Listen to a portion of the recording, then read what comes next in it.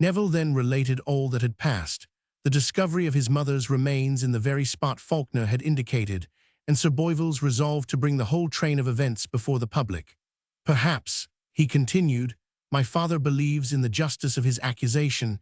He never saw Mr. Falkner, and cannot be impressed, as I am, by the tokens of a noble mind, which, despite his errors, are indelibly imprinted on his brow. At all events, he is filled with a sense of his own injuries, stung by the disdain heaped on him in that narration, and angry that he had been led to wrong a wife, the memory of whose virtues and beauty now revives bitterly to reproach him. I cannot wonder at his conduct, even while I deplore it.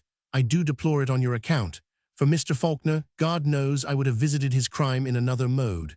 Yet all he suffers he has brought on himself. He must feel it due, and must bear it as best he may.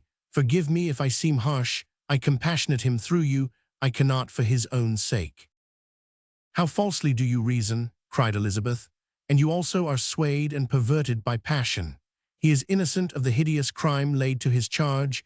You know and feel that he is innocent, and were he guilty, I have heard you lament that crime is so hardly visited by the laws of society. I have heard you say that even where guilt is joined to the hardness of habitual vice, that it ought to be treated with the indulgence of a correcting father, not by the cruel vengeance of the law. And now, when one whose very substance and flesh are corroded by remorse, one whose conscience acts as a perpetual scourge, one who has expiated his fault by many years spent in acts of benevolence and heroism, this man, because his error has injured you, forgetting your own philosophy, would make over to a fate which, considering who and what he is the most calamitous human imagination can conceive." Neville could not hear this appeal without the deepest pain. "Let us forget," he at last said, "these things for a few minutes. They did not arise through me, nor can I prevent them. Indeed, they are now beyond all human control. Falkner could as easily restore my mother, whose remains we found mouldering in the grave which he dug for them. He could as easily bring her back to the life and happiness of which he deprived her, as I, my father, or anyone, free him from the course of law to which he is made over. We must all abide by the issue. There is no remedy. But you, I would speak of you." "I cannot speak, cannot think of myself," replied Elizabeth, "except in one way, to think all delays tedious that keep me from my father's side, and prevent me from sharing his wretchedness." "And yet you must not go to him," said Neville. "Yours is the scheme of inexperience, but it must not be. How can you share Mr. Falkner's sorrows? You will scarcely be admitted to see him. And how unfit for you is such a scene? You cannot guess what these things are. Believe me, they are most unfit for one of your sex and age. I grieve to say in what execration the supposed murderer of my mother is held. You would be subjected to insult. You are alone and unprotected. Even your high spirit would be broken by the evils that will gather round you." "I think not," replied Elizabeth. "I cannot believe that my spirit can be broken by injustice, or that it can quail while I perform a duty. It would indeed, spirit and heart would both break, were my conscience burdened with the sin of deserting my father. In prison, amid the hootings of the mob, if for such I am reserved, I shall be safe and well guarded by the approbation of my own mind." "Would that an angel from heaven would descend to guard you," cried Neville passionately, "but in this inexplicable world, guilt and innocence are so mingled that the one reaps the blessings deserved by the other, and the latter sinks beneath the punishment incurred by the former. Else why, removed by birth, space, and time from all natural connection with the cause of all this misery, are you cast on this evil hour? Were you his daughter, my heart would not rebel. Blood calls to blood, and a child's duty is paramount. But you are no child of his. You spring from another race. Honor, affection, prosperity await you in your proper sphere. What have you to do with that unhappy man?"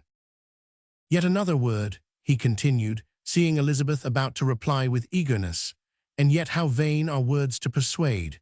Could I but take you to a tower, and show you, spread below, the course of events, and the fatal results of your present resolves, you would suffer me to lead you from the dangerous path you are treading. If once you reach Cumberland, and appear publicly as Falkner's daughter, the name of Raby is lost to you forever, and if the worst should come, where will you turn for support? Where fly for refuge? Unable to convince, I would substitute entreaty, and implore you to spare yourself these evils. You know not, indeed you do not know, what you are about to do." Thus impetuously urged, Elizabeth was for a few minutes half bewildered. "I am afraid," she said.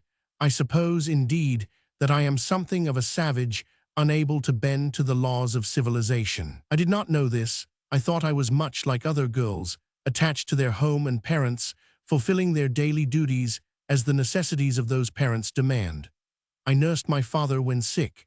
Now that he is in worse adversity, I still feel my proper place to be at his side, as his comforter and companion, glad if I can be of any solace to him. He is my father, my more than father, my preserver in helpless childhood from the worst fate. May I suffer every evil when I forget that.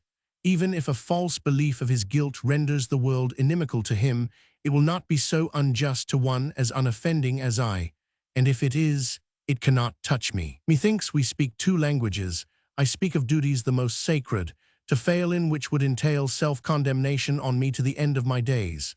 You speak of the conveniences, the paint, the outside of life, which is as nothing in comparison. I cannot yield. I grieve to seem eccentric and headstrong. It is my hard fate, not my will, so to appear." "Do not give such a name," replied Neville, deeply moved, "to an heroic generosity only too exalted for this bad world. It is I that must yield, and pray to God to shield and recompense you as you deserve. He only can, he and your own noble heart. And will you pardon me, Miss Raby?" "Do not give me that name," interrupted Elizabeth. "I act in contradiction to my relations' wishes. I will not assume their name. The other, too, must be painful to you. Call me Elizabeth." Neville took her hand. "I am," he said, "a selfish, odious being. You are full of self-sacrifice, of thought for others, of every blessed virtue. I think of myself and hate myself while I yield to the impulse. Dear, dear Elizabeth, since thus I may call you, are you not all I have ever imagined of excellent? I love you beyond all thought or word, and have for many, many months, since first I saw you at Marseilles. Without reflection, I knew and felt you to be the being my soul thirsted for. I find you, and you are lost." Love's own color dyed deeply the cheeks of Elizabeth. She felt recompensed for every suffering in the simple knowledge of the sentiment she inspired. A moment before, clouds and storms had surrounded her horizon. Now the sun broke in upon it. It was a transcendent though a transient gleam. The thought of Falkner again obscured the radiance, which, even in its momentary flash, was as if an angel, bearing with it the airs of paradise, had revealed itself, and then again become obscured. Neville was less composed. He had never fully entered into his father's bitter thoughts against Falkner, and Elizabeth's fidelity to the unhappy man made him half suspect the unexampled cruelty and injustice of the whole proceeding. Still, compassion for the prisoner was a passive feeling, while horror at the fate preparing for Elizabeth stirred his sensitive nature to its depths and filled him with anguish. He walked impatiently about the room and stopped before her, fixing on her his soft, lustrous eyes, whose expression was so full of tenderness and passion. Elizabeth felt their influence, but this was not the hour to yield to the delusions of love, and she said, "Now you will leave me, Mr. Neville. I have far to travel tomorrow. Good night."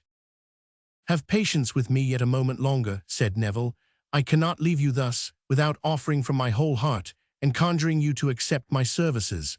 Parting thus, it is very uncertain when we meet again, and fearful sufferings are prepared for you. I believe that you esteem, that you have confidence in me.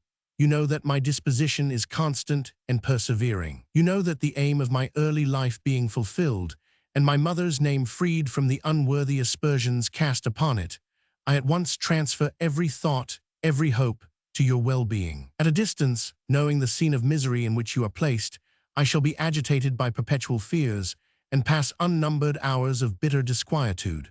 Will you promise me that, despite all that divides us, if you need any aid or service, you will write to me, commanding me, in the full assurance that all you order shall be executed in its very spirit and letter?" "I will indeed," replied Elizabeth, "for I know that whatever happens you will always be my friend." "Your true, your best, your devoted friend," cried Neville. "It will always be my dearest ambition to prove all this. I will not adopt the name of brother, yet use me as a brother. No brother ever cherished the honor, safety, and happiness of a sister as I do yours." "You knew," said Elizabeth, "that I shall not be alone, that I go to one to whom I owe obedience and who can direct me. If in his frightful situation he needs counsel and assistance, it is not you, alas, that can render them. Still, in the world of sorrow in which I shall soon be an inhabitant, it will be a solace and support to think of your kindness, and rely upon it as unreservedly as I do." "A world of sorrow, indeed," repeated Neville, "a world of ignominy and woe, such as ought never to have visited you, even in a dream. Its duration will be prolonged also beyond all fortitude or patience. Of course, Mr. Falkner's legal advisers will insist on the necessity of Osborne's testimony. He must be sent for and brought over. This demands time. It will be spring before the trial takes place." "And all this time my father will be imprisoned as a felon in a jail," cried Elizabeth, tears, bitter tears springing into her eyes. "Most horrible! Oh, how necessary that I should be with him to lighten the weary, unending hours. I thought all would soon be over, and his liberation at hand. This delay of justice is indeed beyond my fears." "Thank God that you are thus sanguine of the final result," replied Neville. "I will not say a word to shake your confidence, and I fervently hope it is well placed. And now indeed good night. I will not detain you longer. All good angels guard you. You cannot guess how bitterly I feel the necessity that disjoins us in this hour of mutual suffering." "Forgive me," said Elizabeth, "but my thoughts are with my father. You have conjured up a whole train of fearful anticipations, but I will quell them and be patient again for his and all our sakes." They separated, and at the moment of parting, a gush of tenderness smoothed the harsher feelings inspired by their grief. Despite herself, Elizabeth felt comforted by her friend's faithful and earnest attachment, and a few minutes passed in self-communion restored her to those hopes for the best, which are the natural growth of youth and inexperience. Neville left the inn immediately on quitting her, and she, unable to sleep, occupied by various reveries, passed a few uneasy, and yet not wholly miserable, hours. A hallowed calm at last succeeded to her anxious fears, springing from a reliance on heaven and the natural delight of being loved by one so dear. It smoothed her wrinkled cares and blunted her poignant regrets. At earliest dawn she sprung from her bed, eager to pursue her journey, nor did she again take rest till she arrived at Carlisle. Chapter 41. In the best room that could be allotted to him consistently with safe imprisonment, and with such comforts around as money might obtain, Falkner passed the lingering days. What so forlorn as the comforts of a prison? The wigwam of the Indian is more pleasing to the imagination, that is in close contiguity with nature, and partakes her charm. No barrier exists between it and freedom, and nature and freedom are the staunch friends of unsophisticated man. But a jail's best room sickens the heart in its very show of accommodation. The strongly barred windows, looking out on the narrow court, surrounded by high frowning walls, the appalling sounds that reach the ear in such close neighborhood to crime and woe, the squalid appearance given to each inhabitant by the confined air, the surly, authoritative manners of the attendants, not dependent on the prisoner, but on the state, the knowledge that all may come in, while he cannot get out, and the conviction that the very unshackled state of his limbs depends upon his tame submission and apparent apathy. There is no one circumstance that does not wound the free spirit of man, and make him envy the meanest animal that breathes the free air and is at liberty. Falkner, by that strange law of our nature which makes us conceive the future, without being aware of our foreknowledge, had acquainted his imagination with these things, and while writing his history amid the far-stretched mountains of Greece, had shrunk and trembled before such an aspect of slavery. And yet now that it had fallen on him, he felt in the first instance more satisfied, more truly free, than for many a long day before. There is no tyranny so hard as fear, no prison so abhorrent as apprehension. Falkner was not a coward, yet he feared. He feared discovery, he feared ignominy, and had eagerly sought death to free him from the terror of such evils with which, perhaps, so strangely are we formed, Osborne had infected him. It had come, it was here, it was his life, his daily bread, and he rose above the infliction calmly and almost proudly. It is with pride that we say that we endure the worst. There is a very freedom in the thought that the animosity of all mankind is roused against us, and every engine set at work for our injury. No more can be done, the gulf is past, the claw of the wild beast is on our heart, but the spirit soars more freely still. To this was added the singular relief which confession brings to the human heart. Guilt hidden in the recesses of the conscience assumes gigantic and distorted dimensions. When the secret is shared by another, it falls back at once into its natural proportion. Much had this man of woe endured. The feeling against him throughout the part of the country where he now was vehement. The discovery of poor Elizabeth's remains, the inquest, and its verdict, the unhappy lady's funeral, had spread far and wide his accusation. It had been found necessary to take him into Carlisle by night, and even then some few remained in waiting and roused their fellows, and the hootings of execration were raised against him. I end as I began, thought Falkner, amid revilings and injustice. I can surely suffer now that which was so often my lot in the first dawn of boyhood. His examination before the magistrates was a more painful proceeding. There was no glaring injustice, no vindictive hatred here, and yet he was accused of the foulest crime in nature, and saw in many faces the belief that he was a murderer. The murder of Elizabeth, he could have laughed in scorn to think that such an idea had entered a man's mind. She, an angel whom he worshipped, whom to save he would have met 10,000 deaths. How mad a world, how insane a system must it be, where such a thought was not scouted as soon as conceived. Falkner had no vulgar mind. In early youth he experienced those aspirations after excellence which betoken the finely molded among our fellow creatures. There was a type of virtue engraved in his heart, after which he desired to model himself. Since the hour when the consequences of his guilt revealed its true form to him, he had striven, like an eagle in an iron-bound cage, to free himself from the trammels of conscience. He felt within how much better he might be than anything he was. But all this was unacknowledged and uncared for in the present scene. It was not the heroism of his soul that was inquired into, but the facts of his whereabouts, not the sacred nature of his worship for Elizabeth, but whether he had had opportunity to perpetrate crime. When we are conscious of innocence, what's so heart-sickening as to combat circumstances that accuse us of guilt which we abhor? His prison room was a welcome refuge after such an ordeal. His spirit could not be cowed by misfortune, and he felt unnaturally glad to be where he was. He felt glad to be the victim of injustice, the mark of unspeakable adversity, but his body's strength failed to keep pace with the lofty disdain of his soul. And Elizabeth, where was she? He rejoiced that she was absent when torn from his home. He had directed the servants to say nothing to Miss Falkner. He would write, and he had meant to fulfill this promise, but each time he thought to do so he shrunk repugnant. He would not for worlds call her to his side, to share the horrors of his lot, and feeling sure that she would be visited by some member of her father's family, he thought it best to let things take their course. Unprotected and alone, she would gladly accept refuge there where it was offered, and the tie snapped between them. Happiness and love would alike smile on her. He had it deeply at heart that she should not be mingled in the frightful details of his present situation, and yet drearily he missed her, for he loved her with a feeling which, though not paternal, was as warm as ever filled a father's breast.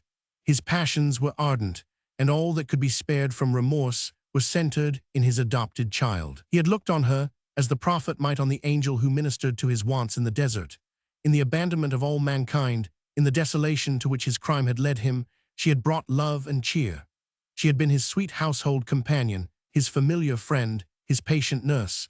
His soul had grown to her image, and when the place was vacant that she had filled, he was excited by eager longings for her presence that even made his man's heart soft as a woman's with very desire.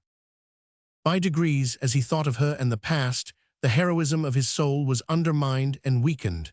To every eye he continued composed and even cheerful as before. None could read in his impassive countenance the misery that dwelt within. He spent his time in reading and writing, and in necessary communications with the lawyers who were to conduct his defense, and all this was done with a calm eye and unmoved voice. No token of complaint or impatience ever escaped. He seemed equal to the fortune that attacked him. He grew, indeed, paler and thinner, till his handsome features stood out in their own expressive beauty. He might have served for a model of Prometheus, the vulture at his heart, producing pangs and spasms of physical suffering. But his will unconquered, his mind refusing to acknowledge the bondage to which his body was the prey. It was an unnatural combat, for the tenderness which was blended with his fiercer passions and made the charm of his character sided with his enemies and made him less able to bear than one more roughly and hardly framed. He loved nature. He had spent his life among her scenes. Nothing of her visited him now, save a star or two that rose above the prison wall into the slip of sky his window commanded. They were the faintest stars in heaven, and often were shrouded by clouds and mist. Thus doubly imprisoned, his body barred by physical impediments, his soul shut up in itself, he became, in the energetic language of genius, the cannibal of his own heart. Without event for any, thoughts revolved in his brain with the velocity and action of 1,000 mill-wheels and would not be stopped. Now a spasm of painful emotion covered his brow with a cold dew. Now self-contempt made every portion of himself detestable in his own eyes. Now he felt the curse of God upon him, weighing him down with heavy, relentless burden. And then again, he was assailed by images of freedom and keen longings for the free air. If even like Mespa, I might seek the wilds and career along, though death was the bourne in view, I were happy. These wild thoughts crossed him, exaggerated into gasping desire to achieve such a fate, when the sights and sounds of a prison gathered thick around and made the very thought of his fellow creatures one of disgust and abhorrence. Thus sunk in gloom, far deeper internally than in outward show, warring with remorse and the sense of unmerited injury, vanquished by fate, yet refusing to yield, nature had reached the acme of suffering. He grew to be careless of the result of his trial and to neglect the means of safety. He pondered on self-destruction, though that were giving the victory to his enemies. He looked round him, his cell appeared a tomb. He felt as if he had passed out of life into death. Strange thoughts and images flitted through his mind, and the mortal struggle drew to a close, when, on a day, his prison door opened, and Elizabeth stepped within the threshold. To see the beloved being we long for inexpressibly, and believe to be so far, to hear the dear voice, whose sweet accent we imagine to be mute to us forever, to feel the creature's very soul in real communion with us, and the person we dote on visible to our eyes, such are moments of bliss, which the very imperfections of our finite nature render immeasurably dear. Falkner saw his child and felt no longer imprisoned. She was freedom and security. Looking on her sweet face, he could not believe in the existence of evil. Wrongs and woe and a torturing conscience melted and fled away before her, while fresh springing happiness filled every portion of his being. Chapter 42. Elizabeth arrived at the moment of the first painful crisis of Falkner's fate. The assizes came on, busy faces crowded into his cell, and various consultations took place as to the method of his defense. And here began a series of cares, mortifications, and worse anxieties, which brought home to the hearts of the sufferers the horrors of their position.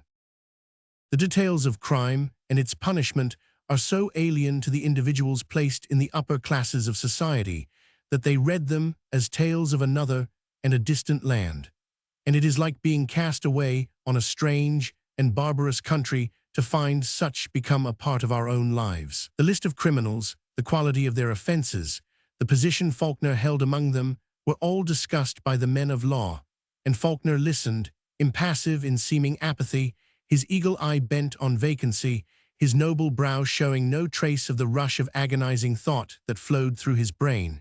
It was not till he saw his child's earnest, searching eyes bent on him that he smiled, so to soften the keenness of her lively sympathy. She listened too, her cheek alternately flushed and pale, and her eyes brimming over with tears, as she drew nearer to her unfortunate friend's side, as if her innocence and love might stand between him and the worst. The decision of the grand jury was the first point to be considered. There existed no doubt but that would go against the accused. The lawyers averred this, but still Elizabeth hoped. Men could not be so blind, or some unforeseen enlightenment might dawn on their understandings. The witnesses against him were Sir Boyvill and his son.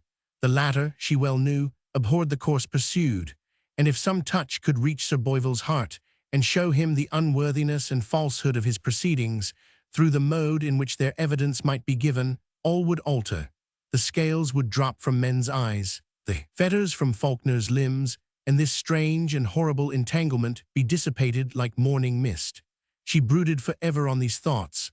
Sometimes she pondered on writing to Neville, sometimes on seeing his father, but his assertion was recollected that nothing now could alter the course of events, and that drove her back upon despair.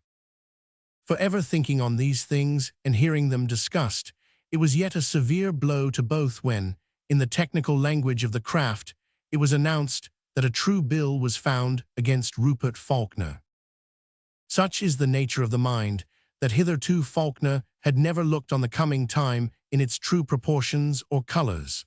The decision of the preliminary jury, which might be in his favor, had stood as a screen between him and the future. Knowing himself to be innocent, abhorring the very image of the crime of which he was accused, how could 12 impartial, educated men agree that any construction put upon his actions should cast the accusation on him? The lawyers had told him that so it would be. He had read the fearful expectation in Elizabeth's eyes, but it could not. Justice was not a mere word. Innocence bore a stamp not to be mistaken. The vulgar and senseless malice of Sir Boyvill would be scouted and reprobated. Such was his intimate conviction, though he had never expressed it. But this was all changed now. The tale of horror was admitted, registered as a probability, and had become a rule for future acts. The ignominy of a public trial would assuredly be his. And going, as is usual, from one extreme to the other, the belief entered his soul that he should be found guilty and die the death. A dark veil fell over life and nature. Ofttimes he felt glad even to escape thus from a hideous system of wrong and suffering, but the innate pride of the heart rebelled, and his soul struggled as in the toils. Elizabeth heard the decision with even more dismay. Her head swam, and she grew sick at heart. Would his trial come on in a few days? Would all so soon be decided? Was the very moment near at hand to make or mar existence, and turn this earth from a scene of hope into a very hell of torture and despair? For such to her it must be if the worst befell Falkner. The worst? Oh, what a worst! How hideous, squalid, unredeemed! There was madness in the thought, and she hurried to his cell to see him and hear him speak, so to dissipate the horror of her thoughts. Her presence of mind, her equanimity, all deserted her. She looked bewildered, her heart beat as if it would burst her bosom, her face grew ashy pale, her limbs unstrung of every strength, and her efforts to conceal her weakness from Falkner's eyes but served the more to confuse. She found him seated near his window, looking on so much of the autumnal sky as could be perceived through the bars of the high narrow opening. The clouds traversed the slender portion of heaven thus visible. They fled fast to other lands, and the spirit of liberty rode upon their outstretched wings. Away they flew far from him, and he had no power to reach their bourne, nor to leave the dingy walls that held him in. O nature, while we possess thee, thy changes ever lovely, thy vernal airs or majestic storms, thy vast creations spread at our feet, above, around us, how can we call ourselves unhappy? There is brotherhood in the growing, opening flowers, love in the soft winds, repose in the verdant expanse, and a quick spirit of happy life throughout, with which our souls hold glad communion. But the poor prisoner was barred out from these. How cumbrous the body felt, how alien to the inner spirit of man the fleshy bars, that allowed it to become the slave of his fellows. The stunning effects of the first blow had passed away, and there was in Falkner's face that lofty expression that resembled coldness, though it was the triumph over sensibility. Something of disdain curled his lip, and his whole air denoted the acquisition of a power superior to fate. Trembling, Elizabeth entered. Never before had she lost self-command. Even now she paused at the threshold to resume it, but in vain. She saw him, she flew to his arms, she dissolved in tears, and became all woman in her tender fears. He was touched, he would have soothed her. A choking sensation arose in his throat. I never felt a prisoner till now, he cried. Can you still cling to one struck with infamy? Dearer, more beloved than ever, she murmured. Surely there is no tie so close and strong as misery. Dear, generous girl, said Falkner, how I hate myself for making such large demand on your sympathy. Let me suffer alone. This is not the place for you, Elizabeth. Your free step should be on the mountain's side, these silken tresses the playthings of the unconfined winds. While I thought that I should speedily be liberated, I was willing to enjoy the comfort of your society. But now I, the murderer, am not a fit mate for you. I am accursed, and pull disaster down on all near me. I was born to destroy the young and beautiful." With such talk, they tried to baffle this fierce visitation of adversity. Falkner told her that on that day it would be decided whether the trial should take place at once, or time be given to send for Osborne from America. The turn Neville had given to his evidence had been so favorable to the accused as to shake the prejudice against him, and it was believed that the judges would at once admit the necessity of waiting for so material a witness. And yet their first and dearest hope had been destroyed, so they feared to give way to a new one. As they conversed, the solicitor entered with good tidings. The trial was put off till the ensuing assizes in March, to give time for the arrival of Osborne. The hard dealing of destiny and man relented a little, and despair receded from their hearts, leaving space to breathe, to pray, to hope. No time was to be lost in sending for Osborne. Would he come? It could not be doubted. A free pardon was to be extended to him, and he would save a fellow creature and his former benefactor without any risk of injury to himself. The day closed, therefore, more cheeringly than it had begun.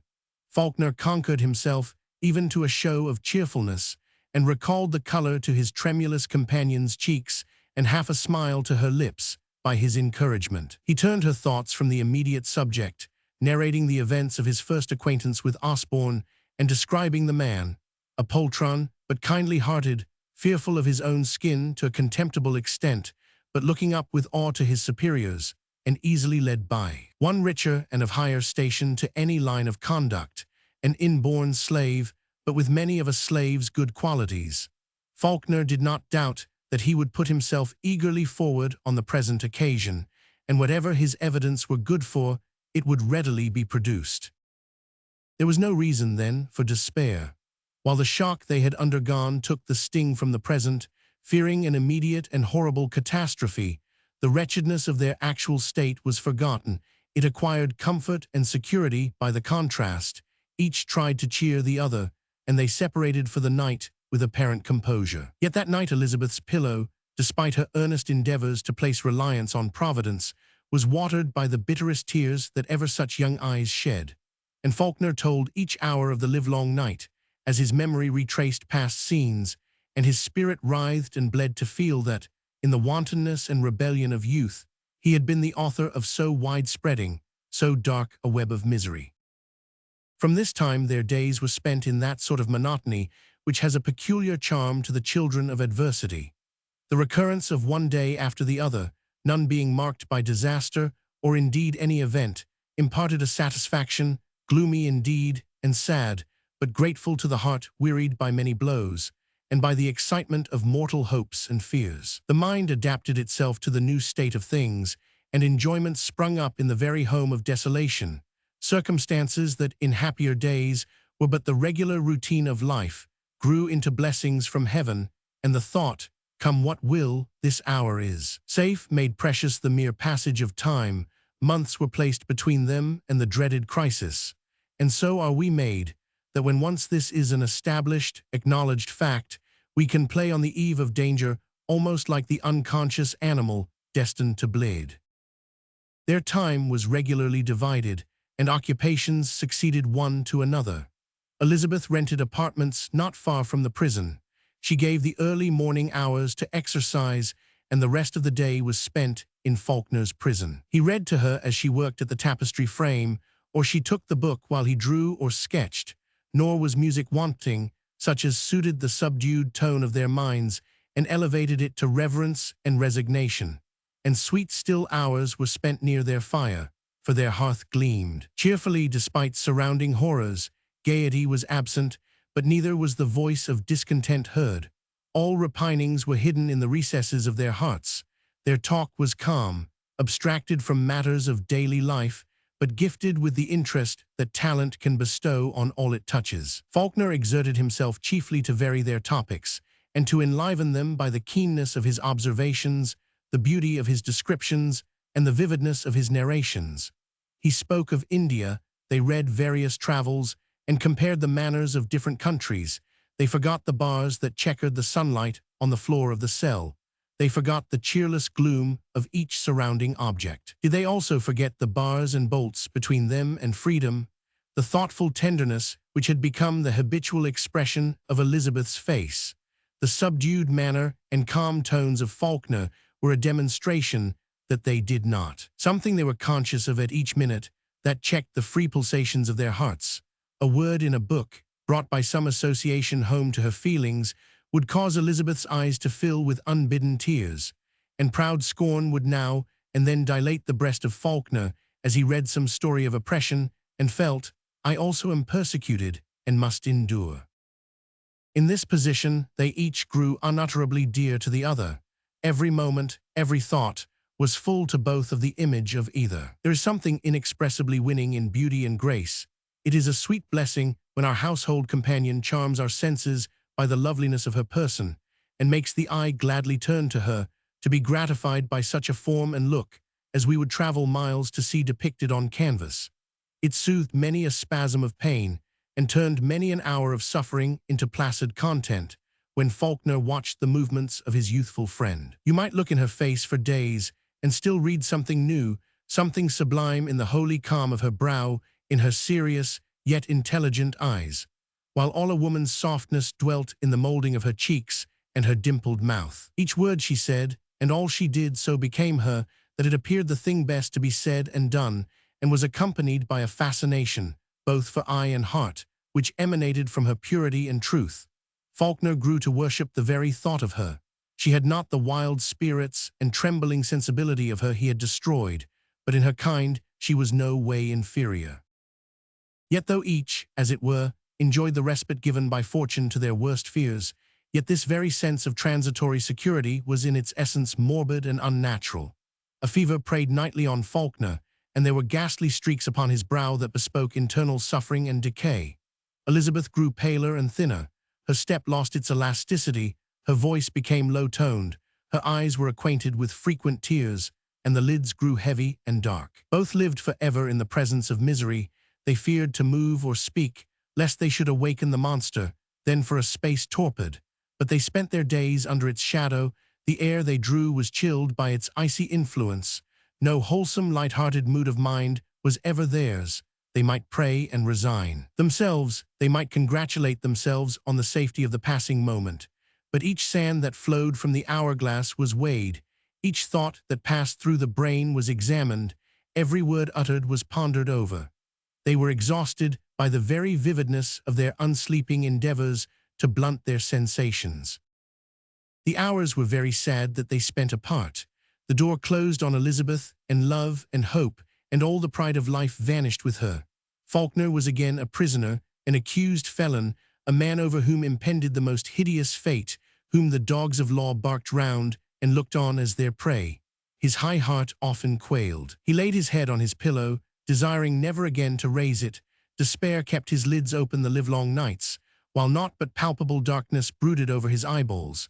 He rose languid, dispirited, revolving thoughts of death, till at last she came who by degrees dispelled the gloom and shed over his benighted soul the rays of her pure spirit.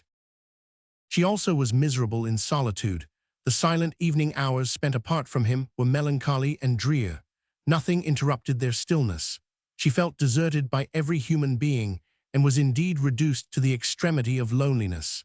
In the town and neighborhood many pitied, many admired her, and some offered their services, but none visited or tried to cheer the solitary hours of the devoted daughter. As the child of a man accused of murder, there was a barrier between her and the world. The English are generous to their friends, but they are never kind to strangers. The tie of brotherhood, which Christ taught as uniting all mankind, is unacknowledged by them. They so fear that their sullen fireside should be unduly invaded, and so expect to be ill-treated, that each man makes a martello tower of his home, and keeps watch against the gentler charities of life, as from an invading enemy. Hour after hour, therefore, Elizabeth spent, thought her only companion. From Falkner and his miserable fortunes, sometimes her reflections strayed to Gerard Neville, the generous friend on whom she wholly relied, yet who could in no way aid or comfort her. They were divided. He thought of her, she knew, His constant and ardent disposition would cause her to be forever the cherished object of his reveries, and now and then, as she took her morning ride, or looked from her casement at night upon the high stars and pale, still moon, nature spoke to her audibly of him, and her soul overflowed with tenderness. Still he was far, no word from him reached her, no token of living remembrance. Lady Cecil also, she neither wrote nor sent. The sense of abandonment is hard to bear, and many bitter tears did the young sufferer shed, and many a yearning had she to enter, with her ill-starred father, the silent abode of the tomb, scarcely more still or dark than the portion of life which was allotted to them, even while existence was warm in their hearts, and the natural impulse of their souls was to seek sympathy and receive consolation. Chapter 43.